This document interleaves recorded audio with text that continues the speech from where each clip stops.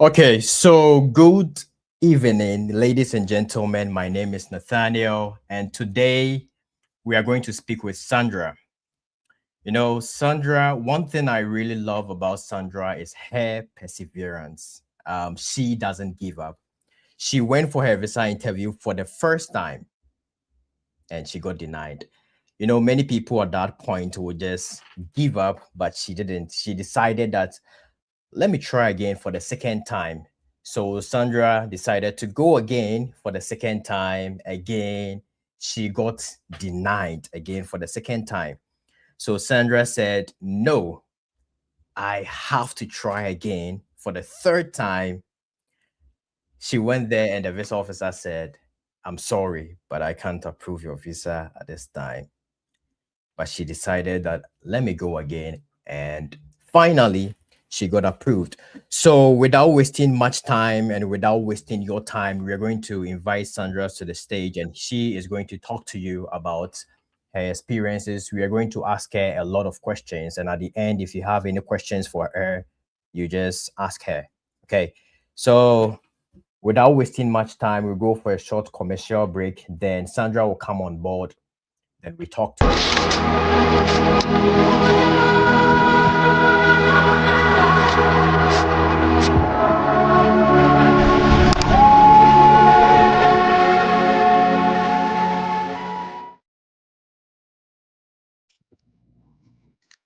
Sandra, Yeah, are you there? I can't see. I think your camera. Yep, I yep. think I'm It's been a while. mm-hmm. How are you doing? I'm good. How are you too? I'm doing amazing. I'm doing great by God's grace. It's been a while. Okay. Well, Yeah, I've been around. 2 days ago, I made a video promoting this live, right? And I told Oh, people about your story that you got denied for 3 times, and people didn't really believe the whole thing. So, is it actually true that you got denied for 3 times? yeah, it's true. And how did you feel? So for my first attempt, I felt really bad. But Mm. but what pained me the most was my second attempt. I think so. Your And second attempt? yeah, that was what really got to me. And my third attempt, I didn't really feel any sad like that. I was Mm. okay, a little bit okay. And I think that one cramp, I did it in Cote d'Ivoire. So yeah. Oh, okay. So before we go into details with the whole thing, I want you to like tell people about you. Who are you? Where do you school? A little bit about your back. I know for a fact that you don't give up. You are a strong lady. You always persist in whatever you do. That is what I know about you. But let people know who you are as a person. Okay, so my name is Sandra Akapade, and currently I'm in Massachusetts. I school in Massachusetts. I don't want to mention my school name there. Okay. And also, my major is neuroscience, bachelor's in neuroscience. Yeah, Okay. Um. Okay. So are you doing your masters or your undergrad? bachelor's undergrad. Bachelor's. Oh, okay. Okay. So let's take us back. How did you get like the dream to study here in the US? Okay, so the dream to study in the US, I got inspired by my cousin, but Okay. he's in Canada. Mhm. And he was the one who used to talk to me about this whole like study abroad thing and SAT and all this kind of things. So, and one of my friends who, but may he still continue to rest in peace, he died just this year because he was also the one, yeah, was pushing me to, oh, go and do your passport, let's start this study abroad journey. So I was doing everything literally with him. Yeah, so he was the one who pushed me. He made me more aware of this study abroad thing. Oh, sorry for the death of the person. I'm very sorry for that. Thank you. And so after they inspired you, did you ever think that you're going to go for 4 different times? No, actually, when I started this process, I thought the whole like difficult part of it, like part of this process was getting admission, but I didn't know that the real thing is getting your visa to be Yeah. approved. Because I feel like the easiest thing is for you to get the admission. That one is like for me now. I feel like that is the easiest thing because the real thing is getting the visa approved. So I thought, oh, the moment I get admission, go to for my visa interview or something, I'm just going to get approved. I didn't know I have to go for like 4 good times in order to get my visa approved. So how did you feel for the first, you went for 4 times. So how did you feel for the first time and how did you feel for the fourth time? So with the first time, I felt really bad because I had a dream. I felt like, oh, a kata kata by the kata kata by January, December. Oh, now I'm American burger. Like, you know, I feel it. You'll be in the US. Okay. Yeah, I'll be in the US, like I get that feeling. So I got denied. When I got denied on the 21st of, I was not even able to celebrate Christmas well because it was just 3 days away to Christmas and I got my visit. And I remember that very night I was asleep and when it was 1 a.m., I don't know, my heart just beat and I have to wake up. And I was like, hey, I'm still in Ghana. Oh, Yeah, it was like it was a terrible very feeling. I'm bad. not gonna lie. Yeah. So after the first denial, how did you actually feel? Like really after the result said, I'm sorry, I can't deny, I can't approve your visa. How did you feel at that moment when you're in front of him? I felt disappointed, sad.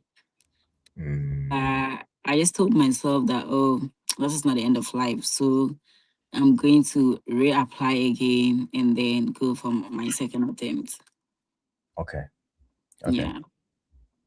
Okay. So this rounds up the introduction phase of this whole thing. So the whole interview is into 5 parts, right? This is the introduction. So we'll go straight to before the interview and we talk Mhm. during the interview what happened and we talk after the interview what happened.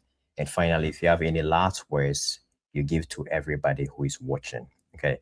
So we are going straight into before the interview what happened. Okay. So we're going for a quick commercial break and we'll be back and we'll talk about before the interview. Okay. Okay. Okay.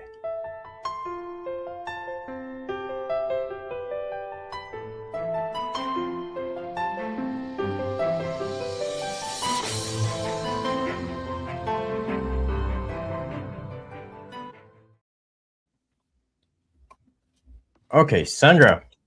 Yeah. Okay, so let's go straight into your first visa interview. Why Okay. did you think you were denied?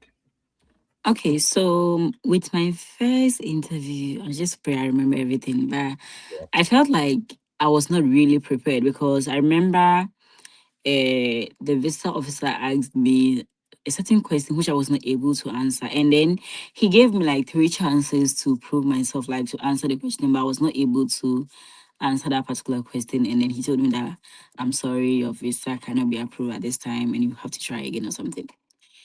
Yeah. How long was your first visa interview? Was it that long? Um, I would say within 5 minutes. 5 minutes. Yeah. Mm, Because we spent a lot of time because when he asked me the question, and I was not able to answer. It's not like I was keeping quiet though, but I realized that the answer was given to him. To me, myself, felt like this yeah. is off, like it doesn't even make sense. And he kept on asking me that, oh no, like I mean this, and I kept on giving him like answer that was not even close to the question that he was asking me. So I would say that with my first interview, I felt like I wasn't really prepared enough for the whole visa thing. Mm, Yeah. mm. So how did you prepare since you said you're not prepared? How did you prepare for your first visa interview? Okay, so I used to join mock sections from other people, like, but I used to be scared, like, in order to get interviewed by people, like, oh, Mm, go for them to interrogate me and all those kind of things. I was very scared to do that thing, but I used to listen, maybe practice in front of my brothers, and then call my friend, and then we make like I had like 3 or 4 friends that we used to also do it together. So that was how I practiced for the interview. And what do you think is the main reason why you got denied for your first time? What do you think is the main reason? Okay, so I answered a question. I was like, oh God, said some. I was going to do nursing, right? So Mhm. when he asked me why I decided to go and do nursing in the USA, so I told him that, oh, because of some. I don't really remember the answer I gave. I mentioned something about like nurse because of the practicals or something I will get in the USA, and he asked me, okay, so what are some of them that I'm Mm, actually going to get in the USA? And I told him that, and I was just giving him answers that was not even related to what he was asking me. So mm. I think that was the main reason why I got denied my first attempt. Were you nervous for your first attempt? No, I was not.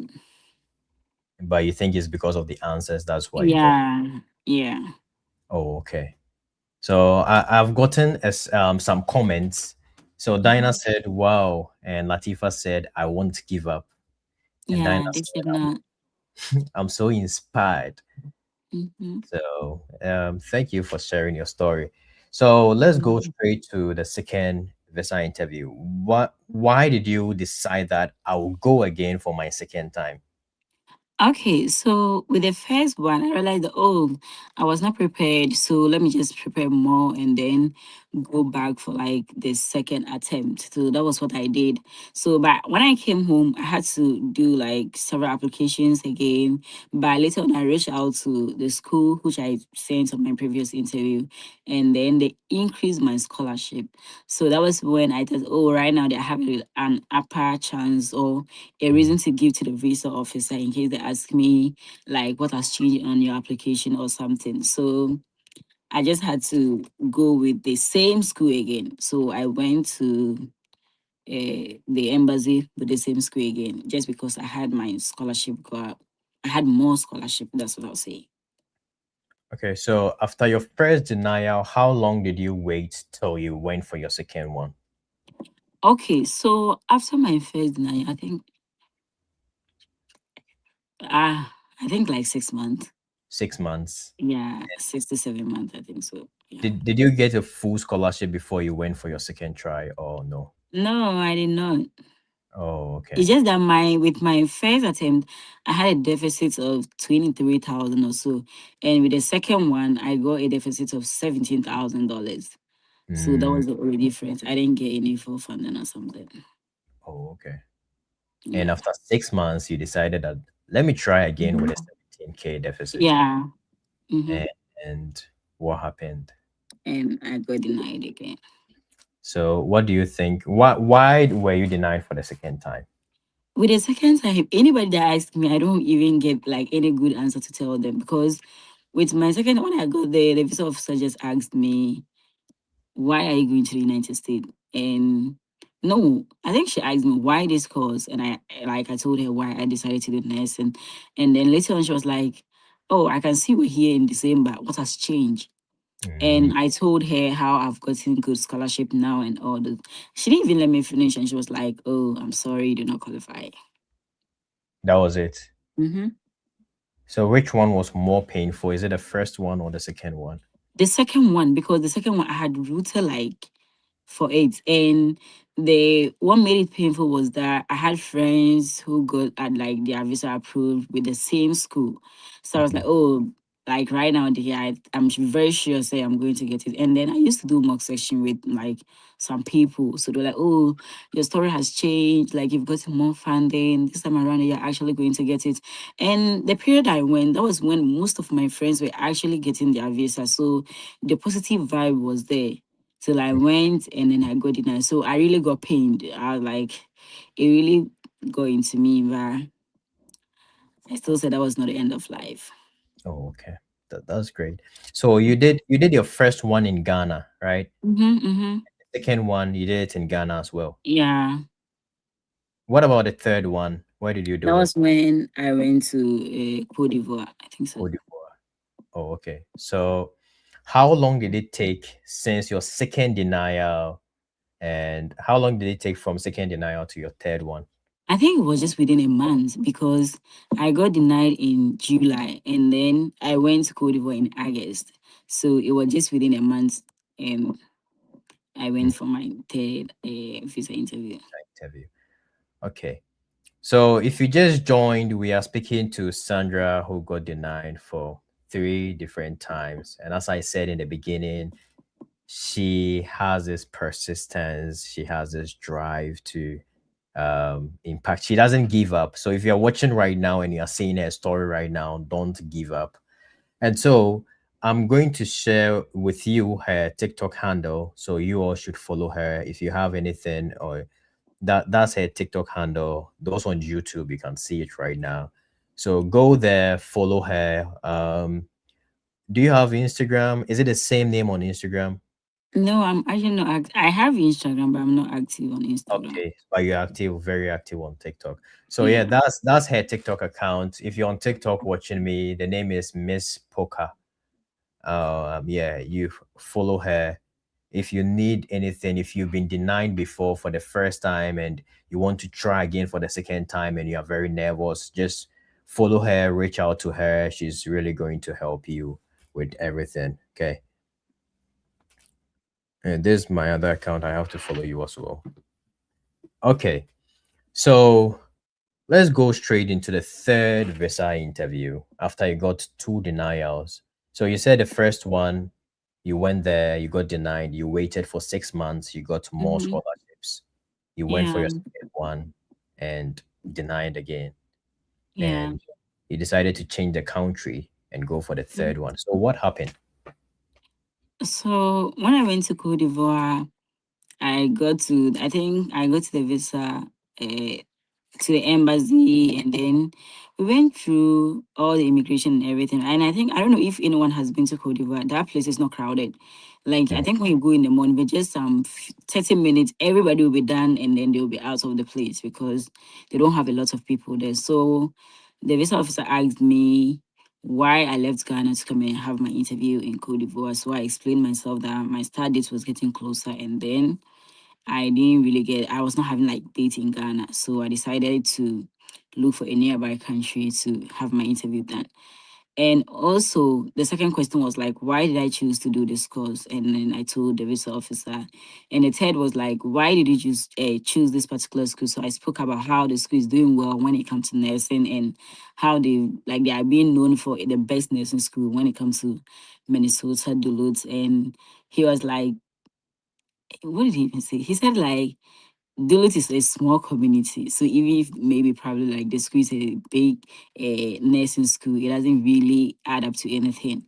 So, and then we just all laughed about it, and he was like, "Okay, who will be funding your education?" And I told him the person that will be funding my education, and he was like, "I'm sorry, I cannot approve your visa because I don't even know the reason why you have to come here. You could have just deferred the course the following semester and still have your interview done in Ghana." So that was mm. yeah. So what do you personally think was the reason why he denied you for the third one? Was it because Me. of the country? I don't actually know. First, I actually thought it was the country because that was his last statement he made. It was like, you can go back to your home country. And secondly, I felt like he wasn't really convinced about the reason I gave him the concerning it being the best nursing school in Minnesota, Duluth, or something. I felt like he wasn't also convinced because he felt like probably he didn't know the school, so he wanted to hear something better about the school, but I wasn't able to maybe convince him enough about that. Yeah. Oh, okay. Okay. So before we go into the fourth one where Mhm. you got approved, I would like you to like give a short advice to everybody who has, there are many people here who have been denied for the first time, second time, third time. So what advice do you have for these people? So my advice to each person or anyone that has been denied before, the only advice I have to give to the person is never to give up. And one thing I believe in my whole story about this whole denial something, I felt like there was a reason for everything. Although I was getting denied, because sometimes when I'm to tell everybody my story when I came to the United States, I learned that there was a reason I got denied all this time, and I felt like God had a purpose for me. probably he didn't want me to go to the other school because he knew if I had gone to the other school, I'm going to suffer. And all like Mm. based on things that are happening right now that I got to know about the school and everything, not saying that that school is not good or something, but I'm just using my own experience to explain that if you have been denied, do not give up. Maybe God has a good purpose for you. He knows the reason why you are being denied in your first or second, third, or whatever attempt that you are being denied. He has prepared maybe something better for you. And so I'll tell everybody not to give up and keep on trusting in God. Your right time will come.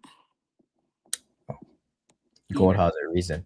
Those Mhm. liking here and here, thank you very much. Those subscribing also, thank you very much. I'm currently speaking with Sandra, and we've already talked about her first three denials. And she said the most painful one was the second one, right? Mhm. Yeah, that was the most painful one. Her first two was in Ghana, and at that time you could go to another country for your interview. So she decided that let me go to Ivory Coast, and she got denied again. So we are about to go to the final one where she got approved and the questions she was asked. And after that, if you have any questions for her, you can ask her. And I'll put her account here again. Everybody, okay, if you are here, yeah, you have to, it's by force, okay, you have to follow her. If you're on TikTok right now, the name is Miss Poker on TikTok. Everybody have to follow her. It's compulsory, okay? Go to her account and follow her. And if you've been denied before, you need any insight how she felt personally, she's going to tell you like a personal level, yeah. So we're about to go to for a short commercial break. Then we go to the final interview where she got approved. So, yep.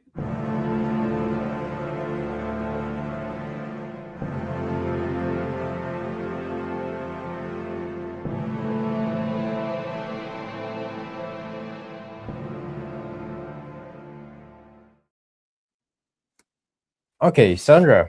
Yeah. So we're back after the three denials. You decided to go for your fourth time. Why? Yeah. Because I had a dream to like to study in the USA, and as I told you, I had a close friend, a brother who was pushing me because it's like you have like some particular friends and then this is what they are trying to achieve, and then because of their energy and how like maybe they are also trying to achieve something, it keep on pushing you. And also aside that, I actually wanted to actually like maybe study in the United States, and then oh, I don't even know what I'm saying, but I felt like I just had a dream to study in the United States. Yeah. Mhm. So that was the reason that kept pushing me to work harder and then go back. So after the third denial, did you do any changes? Because people want to know. Did you change your school? Did you change your course? Did you change anything before you went for the fourth one? Yeah, I changed my school. When I came back, I told my old school that I needed more funding. But they were like, that is the best they could do was what the kind of funding they added to me on my first attempt. Mhm. So I had to like start looking for schools in order to like reapply to different schools and then get maybe more applications. So I remember there was this particular day, as I said earlier, I used to do mock section with my groups for people.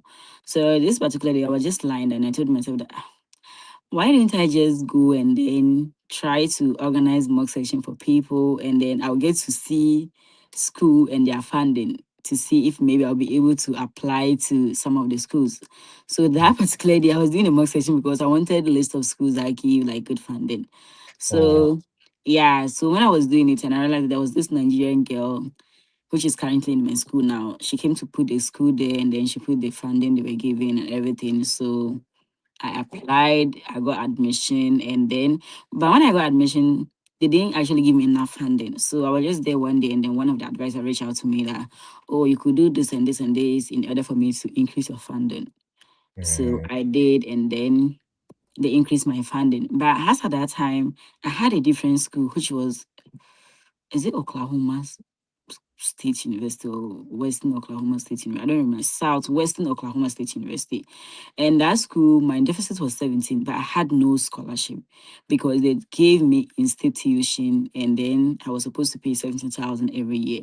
And here goes the new school, which I had with scholarship, and my deficit was 19,000 for a Mm-hmm. year. So I was just contemplating on which one to go with because this one is 17, this one is 19. One is 17 without scholarship, one is 19 with scholarship. So I had to make few enquiries with friends and then also pray to God, and everything involved God. So I ended up choosing the one with scholarship and then I took to the embassy. So your deficit before you got approved was 19,000. Mm-hmm. Okay, so what questions were so your last interview was it in Cote d'Ivoire or was in In Ghana? Ghana. In Ghana. So what questions were you asked when you went? How long was the interview? Did the interview I don't really remember, but I think it was something short, like 3 to 4 minutes, I guess. I don't know. I'm not sure. Mm, 3 to 4 minutes. Oh, Yeah. great. So what was the first question? First question, first question, first question.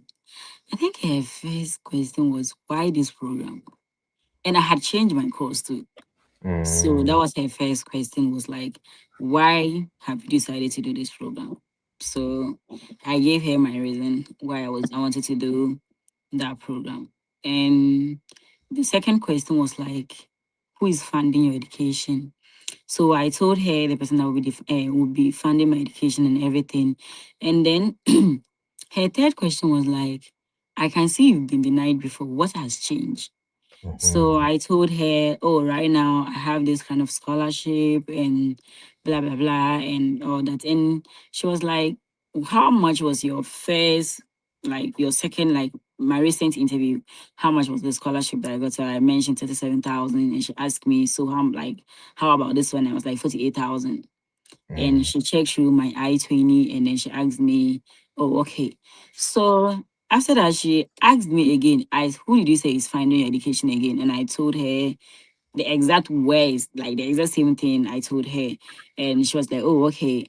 Can I have your WASI results? And that was when my heart started beating.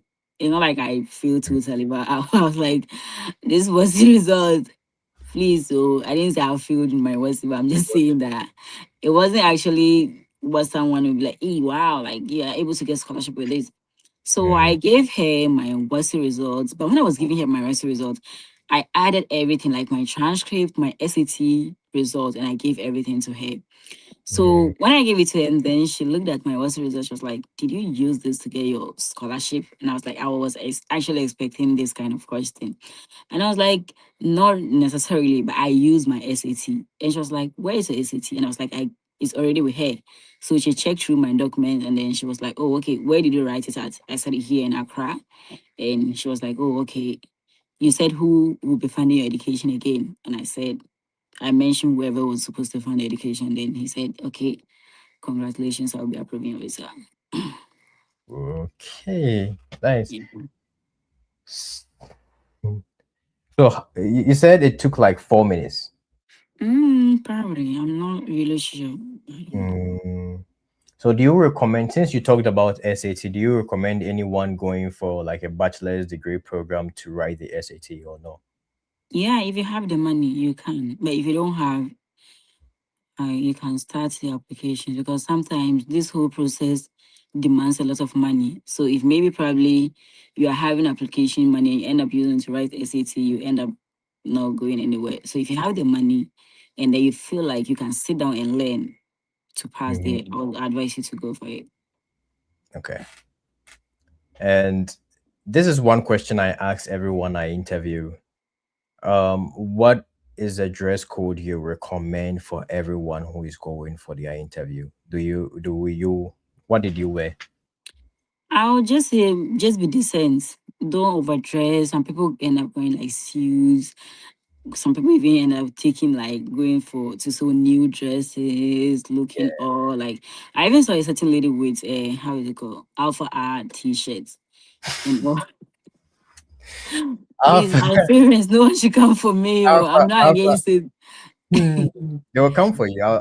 Everybody I come beg for you it. people, I'm not condemning it, but I'm just saying that someone was actually Yeah. wearing alpha t-shirt to the interview. But I'll just be like, just dress decent, like you're going to work or you're going to like a work interview or something. I remember I just wore something casual, like an African print. It was just something casual, yeah. And that time I had a low cut. Mm. So I went with a low cut too. Oh, okay. Yeah. Nice. Latifa too said, Aya, Alpha. Mhm. She got Okay. denied though. Yeah, I think she got denied. He said Alpha Hour. Aya. Okay. Yeah. Um, he said, what if your school doesn't require the SAT? Erica is asking you this question. Yeah, if your school doesn't require the SAT, then you see one thing about SAT is that when you write SAT, you have a lot of opportunities. You are open to more schools and then good funding.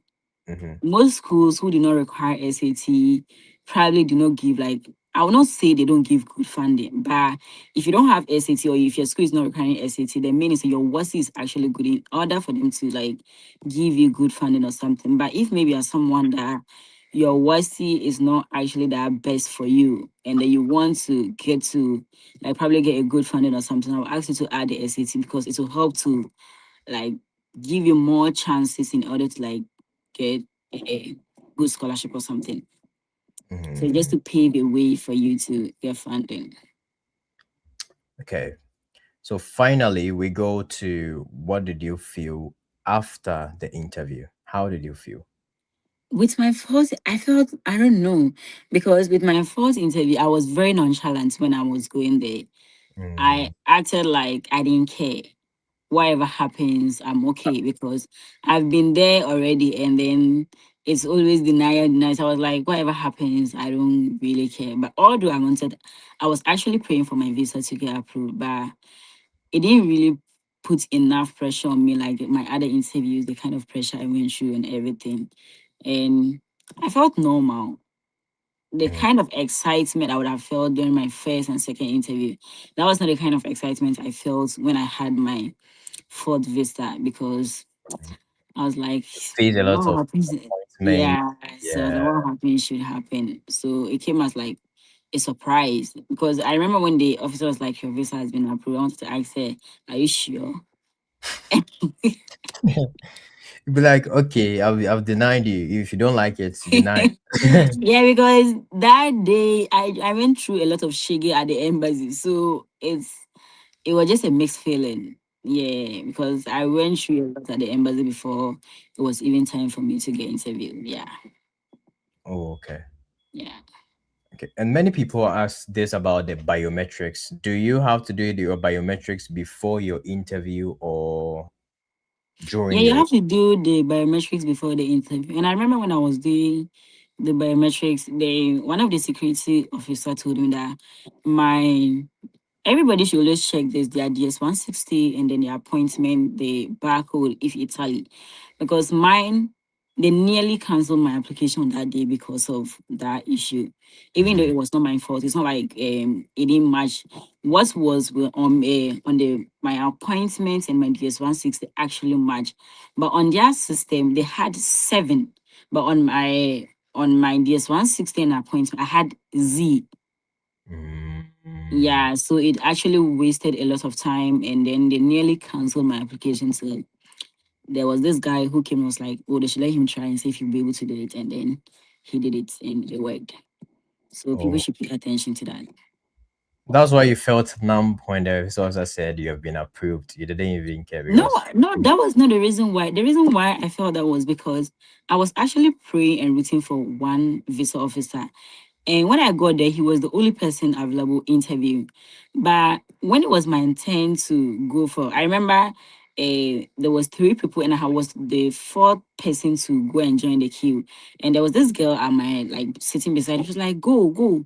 And I told her that no, I'm not going because I'm waiting for the security officer to come and call me. And she was putting pressure on me, but I didn't go. So when the security officer came and she was like, "Oh, you can go now," and another visa officer came. So it's Oh, like you are praying for this person and different visa officer came. So I intentionally dropped all my documents on the floor, thinking I hey. was buying time. And the comment this lady passed was like, so the lady beside me wanted to go for me to pick up my. I was like, leave her. She intentionally did it. She doesn't want to go to the visa officer, and then she'll be the first person to go there. So leave her. Let her pick all her documents and go. And she actually put it like, I got scared. I was like, why am I having issues with this lady or something? But it was just God, like God's work or something. Because probably if I had gone to the man, I would have been denied. So That's true. everywhere she is, God bless her. Even though I got mad at her when I was when she said congratulations, but I didn't even mind her though. So yeah. Okay. That's amazing. So finally, we talk about after your interview how you got your passport back, and we talk about when you got to the port of entry where you Mm-hmm. stopped, Stop, like, stop, like how?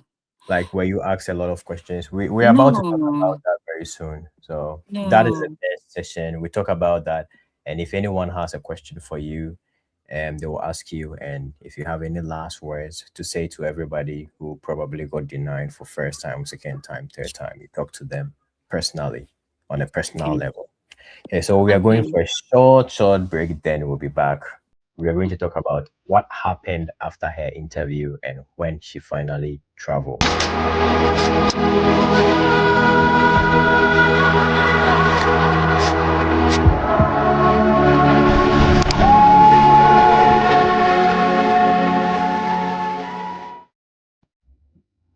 Okay, we are back.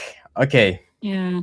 so after you got approved, how long did it take for you to get your passport? Um, I got approved on Friday, so I think like a week. 1 week. Yeah, and it was during the time of holidays, like a Christmas period, so it delayed a bit. Oh, okay. Did they Yeah. send you an email that your passport is ready or something? No, I was actually waiting for an email, but I didn't get an email from them. So a certain guy who was in a group that I created told me that, oh, I should use this. He sent me a certain link, and when I checked, my passport was ready for collection. So I didn't Oh, actually get an email from them. oh, okay. I got an email for them. So, okay.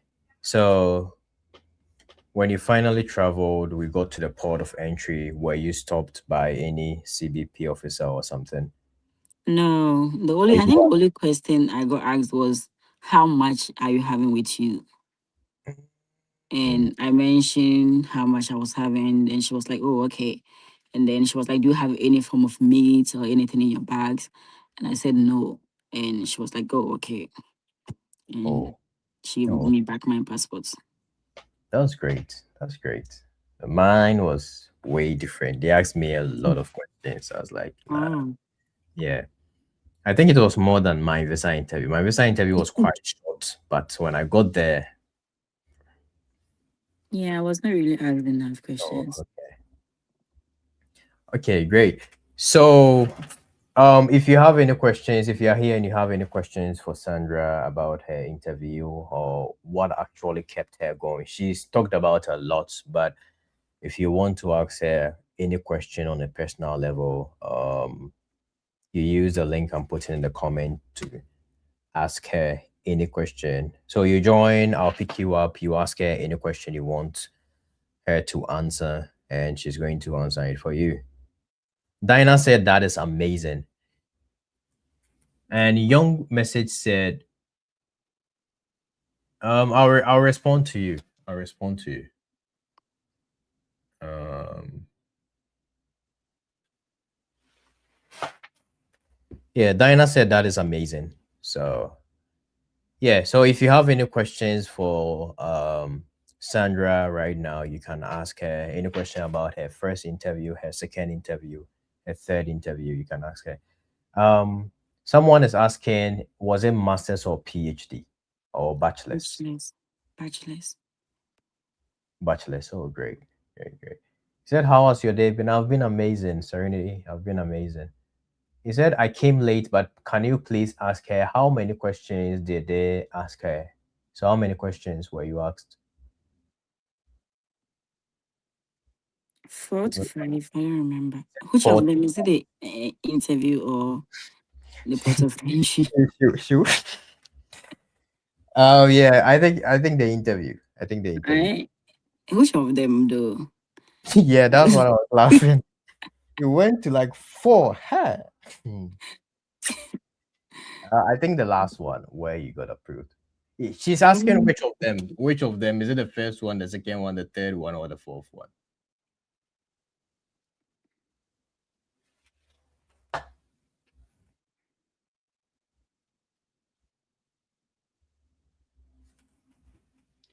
Kentayo said, I joined late. I want to find out the three consecutive denials you had.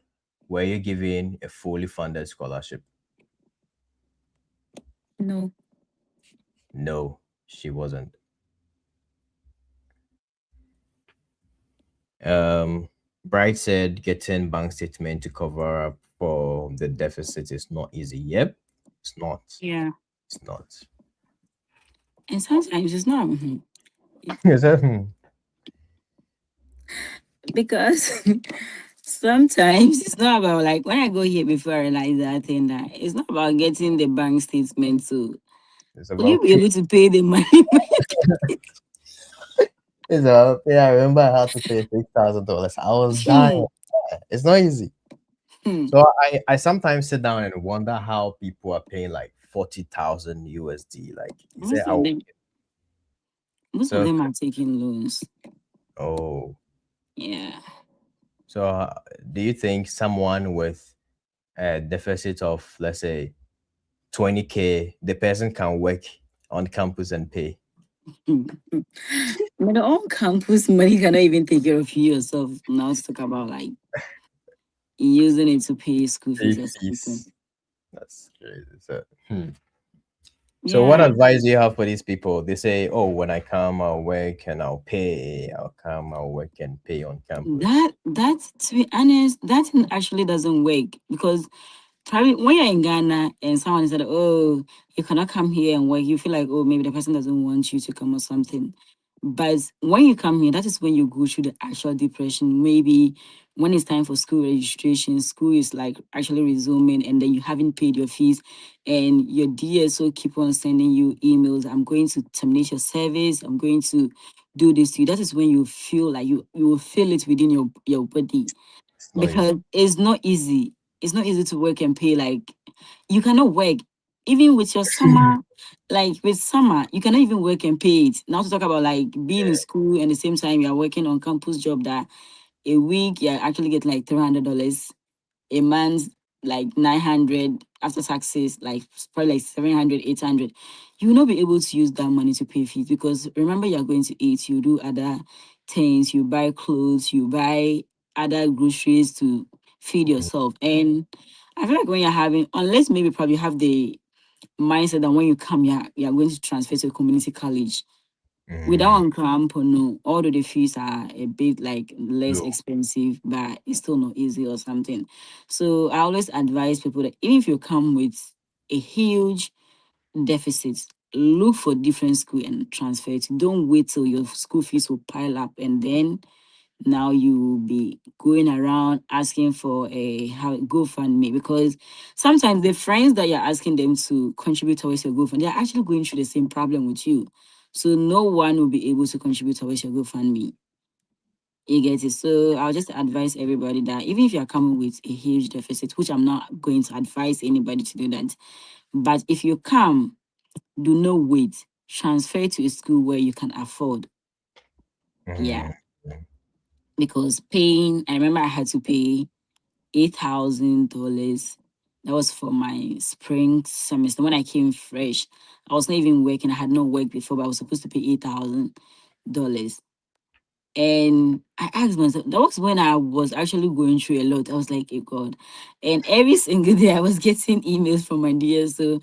I'm going to terminate your service. If you don't pay, I'm going to remove that, you out of that's school. yeah, that's the And threat they give you. yeah, and they will actually do it. It's not Yeah, like Ghana that you be like, let me go and beg, or let me go and talk to, let me go send my father or a grown up person, or like a grown up person to go and beg on your okay. behalf or something, or someone bigger in your family. What they need is the money. They will ask you, you are not paying your fees. How do you expect them to run the school or something? And they don't have that sympathy when it comes to like taking money for fees or something. They will actually like expel you from the school. So my advice to everybody: try as much as possible to get like a less deficit to come to the USA, or have plans on how you're going to pay your fees. As I mentioned earlier, people take loan, but if you don't have any family member here for you that is going to co-sign a loan for you, then please, if you're like me, then you should work for more scholarship and come, because It's you'll not be easy. depressed. Yeah, you will cry. I don't know. It's not easy. If you actually go to a school whereby you're the only Ghanaian, then you're also going through this kind of bullshit. Like, yes, if you want to go back to Ghana, but no one will help you. Now, when you tell them that, they will be like, "Nah, you're lying. You don't want us to come." Hmm. And stuff. Yeah, me. So because of that, I stopped telling people that. I remember people used to come and ask me, "Oh, tell me your school. I want to come to your school," and I don't want to mention my school because you like my school right now. They've become more strict when it comes to fees paying. There was Mm, this guy who just reached out to me that he has gotten his visa and he was asked to make a deposit of $3,000. I was like, why? Because my time it was not like that. And mm, right now, you have to pay the fees. You have to make a payment plan. And as an international student, imagine you are paying like $10,000 a semester, and you're supposed to share the 10,000 within 5 months, and each month you're paying 2,000. Where are you going to get the $2,000 from? that's true. Every month. Where are you going to get it from? But if you don't tell someone, they'll be like, oh, you are gatekeeping your school. Why don't you want other people to apply to your school? Because when you come to my school and you're going through that kind of pain, I go through it too. Mm, Because any Ghanaian that is here feels like a brother, a family member. So if a Ghanaian come here and then the person is suffering, and like the person is being expelled from the school, like it's so painful, and then you cannot help.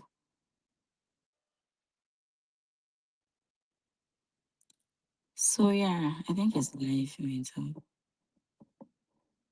My phone is 2%.